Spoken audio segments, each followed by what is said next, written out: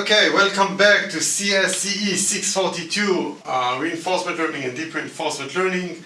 Today we're going to cover Chapter 6 from our textbooks, covering temporal difference learning. So some to-dos, please be on top of your required submissions. Regarding quizzes, you have the Monte Carlo control quiz that you should complete by now or work on. Regarding assignment, please see that you're making advancements or towards submitting the following implementations: value iteration, asynchronous value iteration, Monte Carlo control, and Monte Carlo control with important sampling. Again, full details are available on the course website.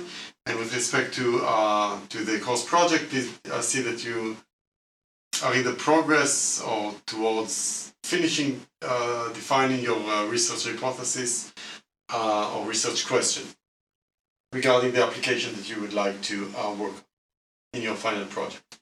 Okay, so today we're going to discuss temporal difference methods, which can be thought of as an extension of dynamic programming to online learning. And in any case, we're going to define these today in tabular methods, and later on we're going to extend these techniques to work with functional approximation. Okay, so what is our goal when we perform temporal difference learning? So far we saw a similar approach, similar to temporal difference, which I'll define in a second, but we saw something very similar when we use dynamic programming for model-based offline algorithm for solving MVPs, right? So this dynamic programming, such as value iteration or policy iteration, not the policy iteration. The policy iteration is a bit a unique case, but value iteration either for Q, for action values, or for state values. These are off-policy algorithms, meaning that they don't require a specific policy to interact with the environment with, or they can learn any policy as long as we have sufficient exploration in the environment, regardless of the behavior or policy that we use to interact with the environment. They perform local learning by propagating values from neighbors. So this is known as bootstrapping. However, these are model-based, so we could only use those solutions, value iteration solutions, in when we assume to know the model, right? We use those in off-policy settings. On the other hand, we saw Monte Carlo approaches, which are on policy, although we did see a solution for that. We used important sampling, right? This can be used in order to learn do off-policy learning. These approaches require a full episode to train on, so we have to complete an episode in the environment, and only then we perform some updates. However, these were the first model-free and online learning approaches that we saw so far, the Monte Carlo approaches, right? So the way, or the main differences can be represented in the following scenario. So let's assume our very simple grid world scenario where we have a robot at the location at state X, and it can move either left or right. We have an immediate reward of -100 when we exit from state W, or an immediate reward of +10 if we exit from state Z. In temporal difference learning, in dynamic programming, we're going to update the Q values for each state in our environment to be equal to the immediate reward that we observed by being at that specific state and taking an action out of our policy, or if we're trying to learn the optimal policy, then taking the best policy in that state. So now we compute the Q value for each one of the states without requiring to actually interact with the state, but assuming that we know the transition probability. Right, so In these cases, if we assume deterministic transitions, it will simply be the immediate reward, either 10 at the final location, or 0 in any of the other states, plus gamma, discount factor, multiplied by the Q value of the best action in the next state. Okay, so in general, for Q values, we set the Q star value based on the Bellman equation, and if we saw that if we repeat this sufficiently amount of time over the entire state space, sweeping over the entire state space, state and action space, then we are guaranteed to converge on the Q star values. On the other hand, the learning for a Monte Carlo approach, we would simply sample an episode, so for instance X to Y to Z, and then exited, and then observed some reward of 10, and then we update all of the states and action for that trajectory based on the observed reward. So it will be 10 for exiting at state Z, 9 for going right in state Y, and 8.1 for going right in state X. Okay, so you can see that these two approaches are conceptually different. And they have different pros and cons, which we'll discuss in more details in a minute. But the main issue with dynamic programming, the main issue here is that it's model-based, right? It requires us to know the model, and it is performed offline.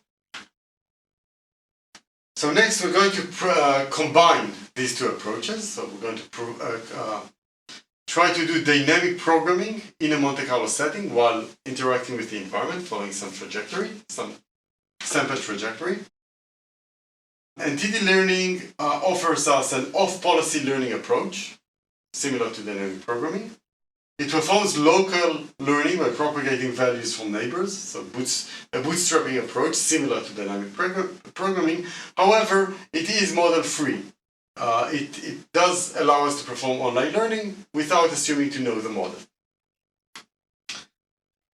So let's see how this can be done. So let's revisit the Bellman equation, the one that we use in order to update Q values in dynamic programming, right? And this is the Bellman equation, where we simply iterate or sum all possible next states that we're going to arrive at after performing action A at state S. If we actually apply the Bellman equation, we need to know the transition probability for any possible next state. Then we multiply that by the immediate reward that we're going to see by following that transition, S, action A, and then arriving at S prime, multiplied by the highest Q value discounted. Highest discounted Q value in the next state that we're going to arrive at S prime, right? However, now we assume that the model and the reward function are unknown. Instead, what we do have is a transition that is sampled from the environment. So we have a set of states, a set of transition. Each transition is a state, an action, an immediate reward that we observed, and the next state that we observed, right? But we don't know the model and we don't know the reward function.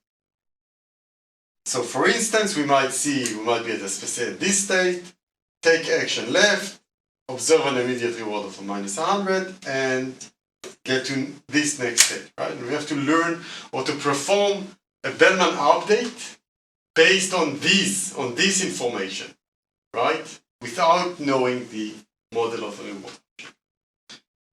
So let's see how we can do that. So let's try to break down our Bellman equation, the Bellman equation, in a way that will not include transition probabilities or the reward function. Okay. So we are trying to compute or to compute the expected Q value, the expected sum of discounted returns from being at state S and taking in action A, right? That by definition, the definition of expected value is simply a summation of all possible outcomes multiplied by the probability of that outcome, right? And we can see that we have something very similar, a very similar structure in our original Bellman equation.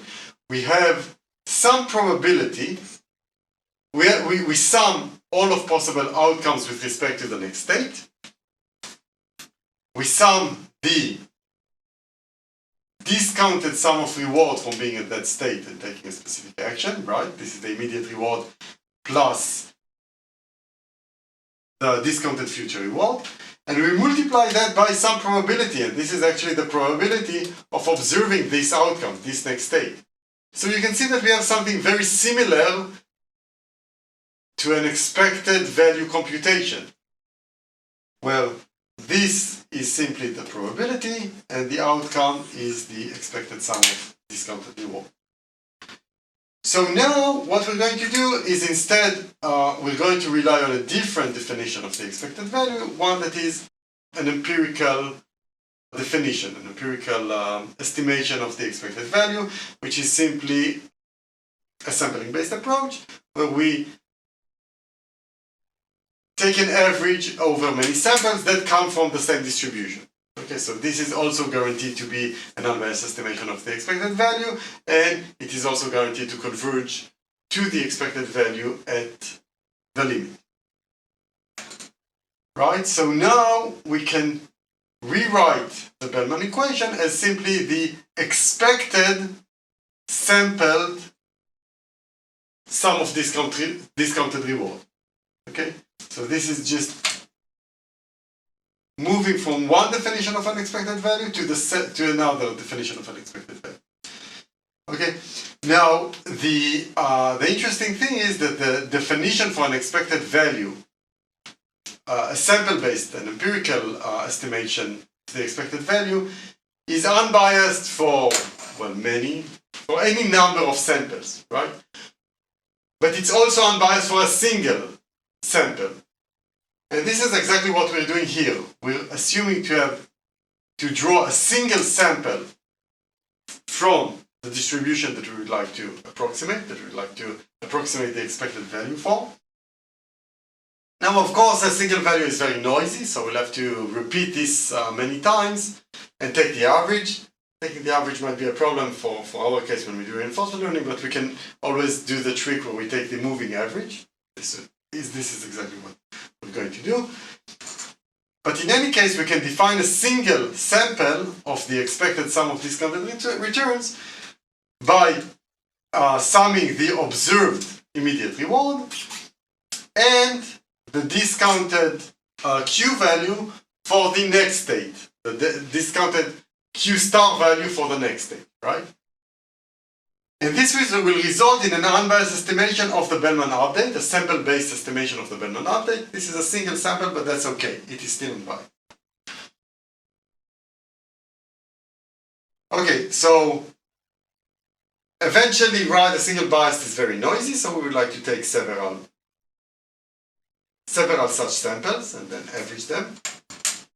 So let's assume that we visited state S and performed action A 5 times, and this will already give us hopefully a pretty good estimation of the Q values. But each time, since we have a noisy environment, a stochastic environment, we might see some different outcomes. So for instance, first time we performed action A at state S, we observed an immediate reward of 3, and we arrived at the next state X. But each transition might be different. For instance, in a different point of time when we performed action A at state S, we observed an immediate reward of 2 and actually arrived at the next state Y. That also happened. But now if we assume a specific discount factor, let's say 0.9 for the sake of this example, and we also need to have some assumption or some estimation of the max Q value in the next states, in state X and state Y. And let's assume this is simply 10 for the sake of this example. Now we can compute an approximation of Q star SA, right, for the state and action that we sampled. So we can simply take the average of all of these values, all of these discounted reward, sum of discounted reward values, the immediate reward plus the expected sum of future reward, discounted future rewards. And we of course take an average of those, and we know that if we do this sufficient number of times, that at the limit, this will converge, since this is an unbiased estimation, it will converge to the true value. But as I said previously, we would like to do online updates, and we can actually do that. We don't need to store all of the transitions we ever saw in memory. We can simply do a moving average online, right? And this is exactly, we've seen this before, and this is exactly what we do. We update our Q values based on some moving average with some learning weight alpha. And by the way, do you remember how we can get to exactly, to make it exactly similar to the moving average? What should alpha be? Alpha. We did the math previously. If we set alpha to be 1 over by t, the normalizing factor? 1 over the number of samples so far, it will be exactly the average, right? But we had some reasons to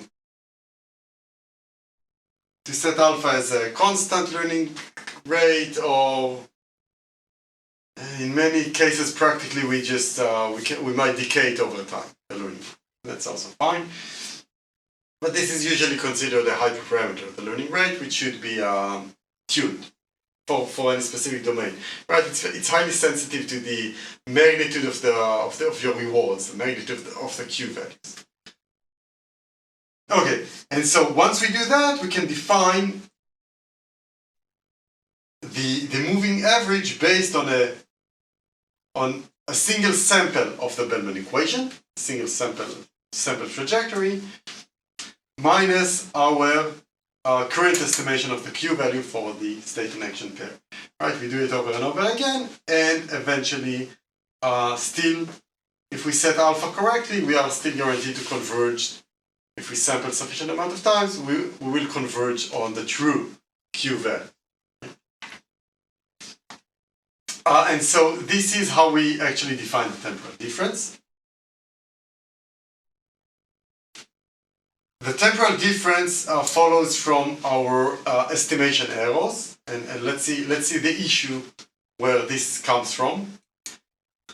In order to do a single sample-based Bellman update using temporal difference, we have to have an estimation of the Q star values in our next state, the next state that we arrived at, as prime, right? But we don't know that. We're trying to learn these Q star values. We try to approximate those, but we don't know that at any specific point of time. So instead what we do is we use an estimation of the Q value at the next state. Okay? So we update our estimation of Q value at the current step based on our estimation of the Q value in the next state. Do you remember where we previously did such estimation updates based on estimations? I mean, we've been doing that for Q-learning already, right? For Q-learning in value iteration, yes. Right? Previously in value iteration, we said at each iteration, we'll update the next iteration based on values from the previous iteration. And so this is known as the temporal difference error in our Q estimation. Okay? So this is our current estimation based on our current sample, and this is our previous estimation. The difference is the TD error, the temporal difference error in our estimation. Okay, so this allows us to define temporal difference learning, and this is just how we update the estimates based the estimate of either our Q values or our state values based on other estimates or on our current estimate for other states. This type of learning is model free. If you explore your state and action space sufficiently, it doesn't matter how you explore your state and action space. This process, as long as you do infinite often visitation, you explore it sufficiently. This process, if you consider the max operator here, will eventually converge on Q star, guaranteed. And this provides us a way to do value iteration with Bellman equation in an online and incremental learning way. As I said before, it is guaranteed to converge to the true value, based on some conditions, on the exploration and on the state size. We discussed this previously. And this approach also usually converges faster. I can't say usually. In many cases, it converges faster than Monte Carlo methods. And actually, you will implement also Q-learning in your home assignment, tabular Q-learning, and also Q-learning with approximation later on. And you'll actually be able to see that in many domains that you'll play with, it does converge much faster compared to a Monte Carlo. Yes, question. Yes. So I noticed when we were going over importance sampling, we would the importance weight would give us importance over some trajectories and tell us some are not that important. So in this case, for temporal difference, do we take all samples to have this equal importance? Because I see we don't weigh them. No. So this is an off-policy algorithm to start with, meaning that it doesn't matter how you collect your samples, because the sample update is just based on the maximum Q value in the next state, and the best action to take in the current state is independent of how you go to that state or how you'll continue from that state onwards. I mean, it does matter on that. It assumes that you'll continue in an optimal way, but this is exactly why we need to inject the max operator in the next state. But here, it's really important to understand the difference between on-policy and off-policy algorithms. Here, it doesn't matter how you interact with the environment. Your samples, your transitions, right? S, A, S prime, and immediate reward are independent. It doesn't matter how you got them. Each learning step is dependent only on a single transition, right? Independent of how you got it or where or in which trajectory. Or how close it is to the optimal doesn't matter. How close? Like the current. What, the state and action pair? That policy's transition, if it's very different from the transitions of the optimal, right? So it can still help. Just remember that we learn a Q value for a specific state and action pair, not necessarily A star, not necessarily the optimal action. Okay. But for each state and action pair, we learn the Q value as if we're going to act optimally after taking that action. Okay. We're not saying that this action is the optimal action, but it doesn't matter for Q learning. That's not what Q values are about, right? Q values are about, or Q star values are about taking the optimal policy after performing this action.